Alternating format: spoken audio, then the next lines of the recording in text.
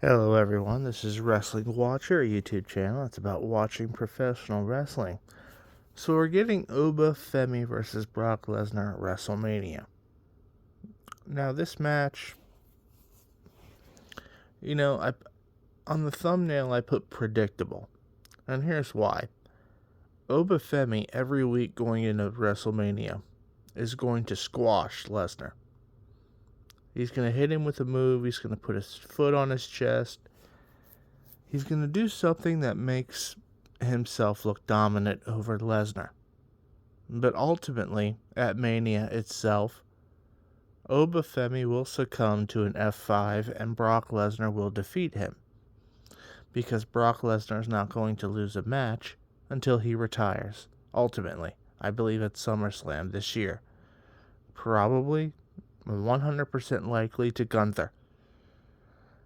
And it's one of those situations where I like that Femi's getting the push. I think it's a good logical push. It's a good logical spot. It's kind of predictable, right? And it's going to be a word that's used often in this because it's good old-fashioned, predictable WWE storytelling. Femi was number one at the Rumble, had a great showing, was ultimately eliminated by Lesnar, which kind of sort of planted the seeds to this feud, right? At least in the fans' eye. Not necessarily within on-screen storytelling, because Lesnar did the open challenge, right? So it wasn't obvious that it was going to be Femi yet. But it's ultimately predictable. This feels like a McMahon booking from back in the day, honestly. Femi's going to squash Lesnar every week, get himself over, make himself look strong, and then Lesnar will ultimately get the win. And if you wanted me to say why it reminds me of, the McMahon style of booking, I would go back to 2017 when Lesnar was the Universal Champion.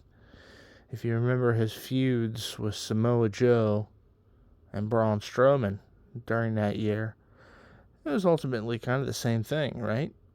Samoa Joe and Braun Strowman would week to week get the best of Lesnar, look strong, look dominant, but ultimately they each lost at their respective matches to an F5. I think it was Great Balls of Fire, and I think Samoa Joe was Great Balls of Fire, and I believe Braun Strowman was No Mercy of that year.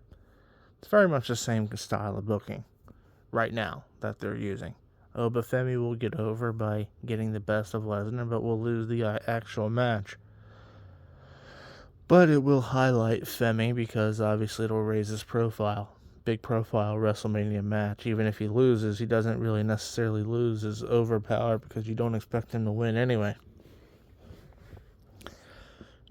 I believe I put a video a little while back where I suggested Javon Evans in this spot because I thought the high-flying style mixed with the fact he's 21 would be kind of that perfect surprise match. But, we'll see what happens.